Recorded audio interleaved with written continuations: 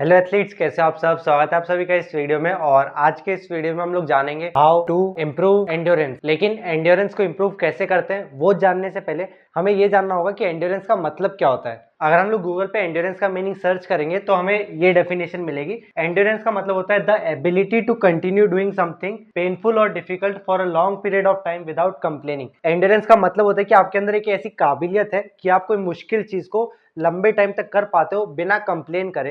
इसमें हम लोग दो तीन मेन चीजों को हाईलाइट कर लेते हैं। डूइंग समथिंग पेनफुल और डिफिकल्ट मतलब हमें कोई मुश्किल चीज को करना है लंबे समय तक, वो भी बिना कंप्लेन करे। ठीक है, ये तीन चीज सबसे इंपॉर्टेंट है इसमें। अब जरूरी नहीं है कि एंड्योरेंस सिर्फ स्पोर्ट्स में, एंड्योरेंस हर जगह यूज हो सकती है। जैसे कि पढ़ाई करना अगर आपके लिए मुश्किल है लेकिन फिर भी आप लंबे टाइम तक पढ़ाई कर रहे हो बिना कंप्लेन करे, तो वो भी एक तरीके से एंड्योरेंस ही है। लेकिन क्योंकि इस चैनल पे ज्यादातर जो सब्सक्राइबर्स हैं वो एथलीट्स हैं, तो हम लोग एथलीट्स के लिए एंड्योरेंस को देखेंगे। तो अब क्योंकि आप एक एथलीट हो और आपको अपनी एंड्योरेंस को बढ़ाना है, हम लोग सबसे पहले देखते हैं कि एंड्योरेंस कितने तरह की होती है। जो एंड्योरेंस रहती है वो दो तरह की होती है। पहली होती है कार्डियोवैस्कुलर एंड्योरेंस और दूसरी होती है मस्कुलर एंड्योरेंस। तो हमारे पास ये दो तरह की एंड्योरेंस होती है। अब इनके बीच में डिफरेंस क्या है वो जान लेते हैं। कार्डियोवैस्कुलर जो एंड्योरेंस है वो आपके कार्डियोवैस्कुलर सिस्टम से रिलेटेड है। मतलब आपका जो हार्ट है, हार्ट किस तरीके से ब्लड को पंप करता है, कितना एफिशिएंटली काम करता है, उससे रिलेटेड है। और ये काफी बेसिक से एंड्योरेंस रहती है, और लेकिन ये थोड़ी एडवांस वाली रहती है। Cardiovascular endurance long running athletes के लिए ज्यादा इंपॉर्टेंट रहती है, क्योंकि इसमें हमारी मसल्स उतना ज्यादा लोड नहीं लेती हैं, बल्कि हमारा जो कार्डियोवैस्कुलर सिस्टम है वो ज्यादा काम करता है। जैसे कि स्लो रनिंग हो गया, साइकिलिंग हो गया या स्विमिंग, इस तरह की जो एक्टिविटीज रहती हैं, जैसे कि वॉकिंग, जिसमें हमें बहुत ज्यादा एफर्ट नहीं लगाना पड़ता है लेकिन फिर भी हम लंबे टाइम तक कोई एक्टिविटी को करते हैं, वो होती है कार्डियोवैस्कुलर एंड्योरेंस। लेकिन हमारे लिए ये उतनी ज्यादा इंपॉर्टेंट नहीं है, हमारे लिए ये वाली थोड़ी ज्यादा इंपॉर्टेंट रहेगी। जो कार्डियोवैस्कुलर एंड्योरेंस रहती है, इसको बढ़ाने के लिए सबसे अच्छा ऑप्शन यही है कि आप जिस एक्टिविटी में अपना एंड्योरेंस बढ़ाना चाहते हो उसको आप ज्यादा से ज्यादा करो। जैसे कि कोई बिगिनर एथलीट रहता है तो वो ज्यादा लंबे टाइम तक दौड़ नहीं सकता है, तो उसे बस एक ही चीज की कोशिश करने की वो लंबे टाइम तक दौड़ने की प्रैक्टिस करे। और इसमें क्या होता है, हमारी जो सांस है वो ज्यादा फूलने लगती है। लेकिन ये वाली जो एंड्योरेंस रहती है उसमें हमारे बॉडी के जो मसल्स हैं वो जल्दी भरने लगती हैं। दोनों में डिफरेंस है। इसको हम लोग कोई स्प्रिंट के एग्जांपल से देख लेते हैं। कोई लंबी स्प्रिंट जैसे कि 400, 800 या फिर 1500 मीटर को, एक तो होता है कि हमने बहुत ज्यादा फुल एफर्ट पे हमने स्प्रिंट किया और लास्ट में हमारी मसल्स भर गई, इसलिए हम लोग कंप्लीट नहीं कर पाए रेस को। और एक होता है कि हमारी मसल्स तो नहीं थकी है लेकिन बस हमारी सांस फूलने लगी है। तो जो सांस फूलने वाली प्रॉब्लम है वो कार्डियोवैस्कुलर एंड्योरेंस की वजह से, और जो मसल्स में लैक्टिक एसिड बन जाता है, मसल भरने लगती है, वो मस्कुलर एंड्योरेंस की वजह से होता है। आज की जो ये वीडियो है इसमें हम लोग कार्डियोवैस्कुलर के बारे में ज्यादा बात नहीं करेंगे, हम लोग मस्कुलर एंड्योरेंस को थोड़ा डिटेल में जानेंगे, क्योंकि मेरे हिसाब से जो सब्सक्राइबर्स है उनके लिए ये ज्यादा बेनिफिशियल रहेगा। अब जो मस्कुलर एंड्योरेंस रहती है इसको हम लोग चार पार्ट्स में डिवाइड कर लेते हैं और फिर एक एक पार्ट को हम लोग डिटेल में देखेंगे। अभी जो चार पार्ट्स में मैंने डिवाइड किया है, ऐसा क्लासिफिकेशन कहीं पे है नहीं, मतलब ऐसा कहीं पे लिखा हुआ नहीं है, बस मैंने आपको समझाने के लिए ये चार पार्ट्स में डिवाइड किया है। जो मस्कुलर एंड्योरेंस है ये एक तरीके से स्ट्रेंथ एंड्योरेंस हो सकती है, एक और तरह की हो सकती है वो होती है पावर एंड्योरेंस, और एक होती है स्पीड एंड्योरेंस, और जो लास्ट है ऐसा कहीं पे लिखा नहीं है लेकिन फिर भी मेरे को लगता है कि इस टाइप की भी एक एंड्योरेंस होती है, और वो होती है टेक्निक एंड्योरेंस। अब ये जो चार तरह की एंड्योरेंस है इनमें हमारी मसल्स ही यूज होती हैं। स्ट्रेंथ एंड्योरेंस का मतलब है कि हम लोग हमारी स्ट्रेंथ को कितने लंबे टाइम तक यूज कर सकते हैं। वहीं पे पावर एंड्योरेंस का भी मतलब यही है कि हम लोग हमारी पावर को कितने लंबे टाइम तक यूज कर सकते हैं। स्पीड एंड्योरेंस का मतलब है कि हम लोग हमारी स्पीड को कितने देर तक यूज कर सकते हैं, कितने देर तक हम लोग हमारी टॉप स्पीड को मेंटेन कर पा रहे हैं, वो स्पीड एंड्योरेंस हो गया। और टेक्निक एंड्योरेंस का मतलब है कि हम लोग हमारी टेक्निक को कितनी देर तक मेंटेन कर पा रहे हैं। जो स्ट्रेंथ और पावर एंड्योरेंस है इसको हम लोग साथ में देख लेते हैं, क्योंकि इनके अंदर ज्यादा डिफरेंस नहीं है, बस एक्सरसाइजेस का ही एक डिफरेंस होगा। स्ट्रेंथ एंड्योरेंस के लिए हम लोग एक एग्जांपल देख लेते हैं।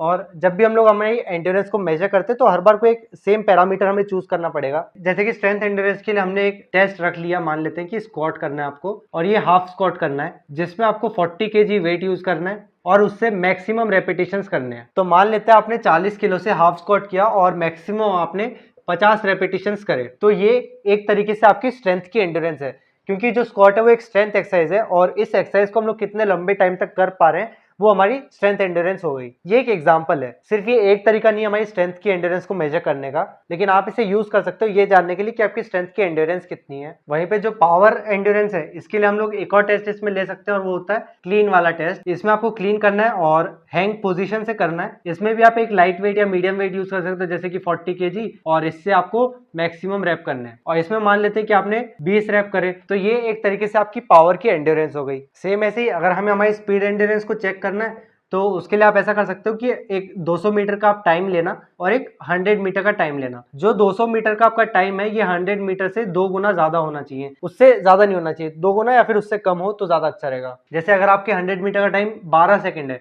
तो फिर ये होना चाहिए आपका 24। अगर ये 24 सेकंड आ रहा है तो इसका मतलब है कि आपके अंदर स्पीड एंड्योरेंस अच्छी खासी है। लेकिन वहीं पे अगर ये 24 की जगह पे 26 या 27 आ रहा है तो इसका मतलब है कि आपकी स्पीड एंड्योरेंस खराब है। तो ये एक तरीका हो गया हमारी स्पीड एंड्योरेंस को मेजर करने का। अब इसके बाद में जो टेक्निक एंड्योरेंस है उसका मतलब क्या हुआ कि हम लोग हमारी टेक्निक को कितने टाइम तक मेंटेन कर पाते हैं। जैसे कि अगर आप 200 मीटर की रेपिटेशन लगा रहे हो तो स्टार्टिंग में हो सकता है आपकी टेक्निक अच्छी है, लेकिन एंड में जाके आपका फॉर्म काफी ज्यादा खराब हो रहा है। अगर आप लॉन्ग जंप करते हो तो फिर आपने 6-7 जंप अच्छे से कर ली, लेकिन उसके बाद जो 8वीं और 9वीं जंप है उसमें आपकी टेक्निक काफी ज्यादा खराब होने लग गई। अगर एक एथलीट हर्डल्स करता है तो उसके स्टार्टिंग के 6-7 हर्डल्स अच्छे से क्रॉस हो गए, लेकिन लास्ट के जो 2-3 हर्डल्स हैं उसमें उसकी टेक्निक थोड़ी खराब हो गई। तो वो टेक्निक एंड्योरेंस के ऊपर डिपेंड करता है। लेकिन जो टेक्निक एंड्योरेंस है ये काफी हद तक हमारी स्पीड, स्ट्रेंथ, पावर इन सब के एंड्योरेंस पे भी डिपेंड करता है। अगर हमारे अंदर स्ट्रेंथ एंड्योरेंस नहीं है, पावर एंड्योरेंस नहीं है, स्पीड एंड्योरेंस नहीं है, तो फिर हमारी टेक्निक एंड्योरेंस भी नहीं होगी। क्योंकि जाहिर सी बात है कि लास्ट में अगर आपकी मसल्स बढ़ चुकी हैं, वो अच्छे से फोर्स नहीं लगा पा रही है, तो आप अच्छी टेक्निक को भी मेंटेन नहीं कर पाओगे। तो अब हम लोग हमारी स्ट्रेंथ, पावर और स्पीड एंड्योरेंस को बढ़ाने के लिए क्या कर सकते हैं? उसे बढ़ाने के लिए हमें एक चीज पे सबसे ज्यादा ध्यान देना चाहिए और वो होता है प्रोग्रेसिव ओवरलोड। अब ये प्रोग्रेसिव ओवरलोड क्या होता है इसे जान लेते हैं। इसका मतलब होता है कि हम लोग हमारे वर्कआउट्स में, ट्रेनिंग में धीरे धीरे जो लोड है उसे बढ़ाते जाएं। एक हम लोग स्ट्रेंथ एंड्योरेंस का एग्जांपल देख लेते हैं। मान लेते हैं कि जो हमारा पहला हफ्ता है उसमें हमने 40 केजी से 20 स्क्वाट्स करे और इस चीज के हमने करे 5 सेट्स। ठीक है, तो ये हमारा वर्कआउट था पहले हफ्ते का, फर्स्ट वीक। हमने 40 किलो से 20 स्क्वाट करे और इसके 5 सेट करे थे। अब इसके बाद में जो सेकेंड वीक रहेगा उसमें हमने 40 केजी से 25 स्क्वाट्स करे, लेकिन जो सेट्स है वो हमने कम करके 4 कर दिए। फिर ऐसे ही जो थर्ड वीक है उसमें हमने 40 केजी से 30 स्क्वाट्स करे और सेट्स फिर से कम करके हमने कर दिए 3। चौथा जो वीक रहेगा उसमें हम लोग फिर से करेंगे 40 केजी से स्क्वाट और इस बार हमने 35 रेप्स करे और इसके हमने सिर्फ 2 सेट्स करे। तो ये हमारा एक तरीके से सैंपल वर्कआउट है। मतलब मैं आपको बता रहा हूँ कि इस तरीके से अगर हम लोग वर्कआउट करेंगे तो कैसे हमारी एंड्योरेंस पे अफेक्ट आएगा। एंड्योरेंस का मतलब क्या होता है कि हम लोग किसी एक चीज को कितने लंबे टाइम तक कर पा रहे हैं। जैसे कि मान लेते हैं कि एक एथलीट है और उसका 400 मीटर का टाइम कितना है, 50 सेकंड आ रहा है। तो जो 400 मीटर है वो एक तरीके से एक अच्छा टेस्ट है हमारी एंड्योरेंस को चेक करने के लिए। लेकिन वहीं पे अगर वो एथलीट है उसका जो 200 मीटर का पर्सनल बेस्ट है वो हम लोग मान लेते हैं 22 सेकंड है, तो क्या ये बंदा ऐसे बोल सकते हैं कि 22 + 22 ये हो गया 44, तो मेरे 400 मीटर का टाइम 44 है? ऐसा हो सकता है क्या? नहीं। 400 मीटर की एंड्योरेंस हम लोग इसके बेस पे चेक करेंगे ना, इसको थोड़ी हम लोग मान लेंगे कि उसके 400 मीटर की एंड्योरेंस 44 सेकंड की है। अगर हम लोग 400 मीटर की एंड्योरेंस चेक करें तो उसे हम लोग एक ही बार में चेक करेंगे, ऐसे थोड़ी कि बारी बारी में रुक रुक के हमने चेक कर लिया। एक बार में हम लोग कितनी देर तक एफर्ट लगा पा रहे हैं वही हमारी एंड्योरेंस है। ठीक है, तो यहाँ पे हमने 20 स्क्वाट करे और 5 सेट। टोटल हमने कितने स्क्वाट्स करे?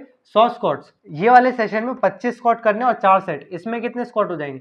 इसमें भी 100 स्क्वाट होंगे। 30 स्क्वाट करने 3 बार में तो ये हो जाएंगे 90 स्क्वाट। 35 स्क्वाट करने 2 बार में तो ये हो जाएंगे हमारे 70 स्क्वाट। तो यहाँ पे हम लोग देख सकते हैं कि जो वर्कआउट की वॉल्यूम है वो तो कम होते जा रही है। मतलब पहले 100 कर रहे थे, फिर अगले हफ्ते भी 100, फिर 90, फिर 70। नंबर ऑफ स्क्वाट्स धीरे धीरे कम होते जा रहे हैं, लेकिन हम लोग एक बार में ज्यादा स्क्वाट्स बढ़ाते जा रहे हैं। जैसे पहले हम लोग 20 स्क्वाट कर रहे थे, फिर 25, फिर 30, फिर 35। तो इस तरीके से हमारी जो एंड्योरेंस है वो धीरे धीरे बढ़ने लगेगी। यहाँ पे क्या हो रहा है, यहाँ पे 100 स्क्वाट कर रहे हैं, यहाँ पे भी 100 स्क्वाट कर रहे हैं, लेकिन एक बार में किसमें ज्यादा स्क्वाट कर रहे हैं? एक बार में यहाँ पे ज्यादा स्क्वाट कर रहे हैं।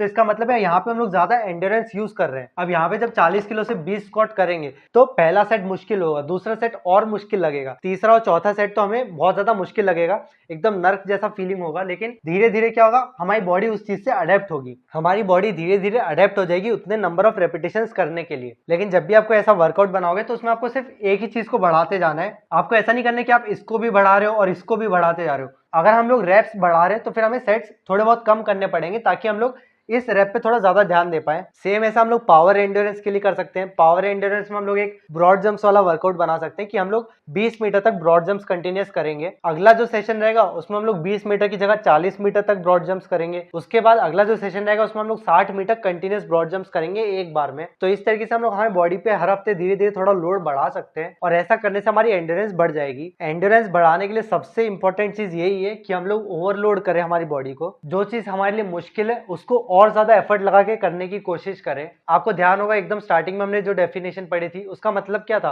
कि हम लोग किसी मुश्किल चीज को कर रहे हैं लंबे टाइम तक बिना कंप्लेन करे। और ये जो लास्ट की चीज है ना, यही सबसे ज्यादा इंपॉर्टेंट है एंड्योरेंस को बढ़ाने के लिए। अगर आपको एंड्योरेंस को बढ़ाना है तो उसके लिए आपको बस एक चीज करना है, बिना कंप्लेन करे मुश्किल चीज को लंबे से लंबे टाइम तक करो। जैसे कि ये जो सैंपल वर्कआउट हमने देखा है इसमें 40 किलो से 35 रैप करने हैं। मान लेते हैं कि हमारे पास 3-4 एथलीट है जो ये वर्कआउट को कर रहे हैं, उनमें से एक एथलीट है वो मेंटली इतना ज्यादा डिटर्मिन्ड है कि मतलब 25 रैप के बाद उसके पैर भरने लग गए, लेकिन वो मेंटली इतना ज्यादा स्ट्रांग है कि उसने जैसे तैसे करके पुश किया और वो वर्कआउट को कंप्लीट किया। लेकिन वहीं पे एक एथलीट है, उसकी मसल्स उतनी ज्यादा नहीं भरी, थोड़ी बहुत ही भरी, लेकिन उसने अपने मन से ही हार मान ली कि अरे नहीं मेरा मन नहीं कर रहा, बहुत पैर दर्द हो रहे हैं। तो वैसे में एंड्योरेंस कैसे इंप्रूव होगी? एंड्योरेंस को हम लोग हमारी बॉडी से नहीं बल्कि हमारे दिमाग से इंप्रूव करते हैं। तो अगर आप मेंटली स्ट्रांग हो और वर्कआउट को लंबे टाइम तक कर पा रहे हो तो फिर आपकी एंड्योरेंस जरूर बढ़ेगी। बस आपको एक चीज का ध्यान देना है कि आप हर हफ्ते थोड़ा थोड़ा लोड बढ़ाते जाओ किसी एक एक्सरसाइज में। लेकिन मेन दिक्कत यही आती है ना कि हमें समझ में नहीं आते कि हम लोग कितना कितना लोड बढ़ाएं। जब ये वर्कआउट के स्टार्टिंग में हम लोग प्लान करेंगे ना, मतलब ये जैसे एक वर्कआउट हम लोग बना रहे हैं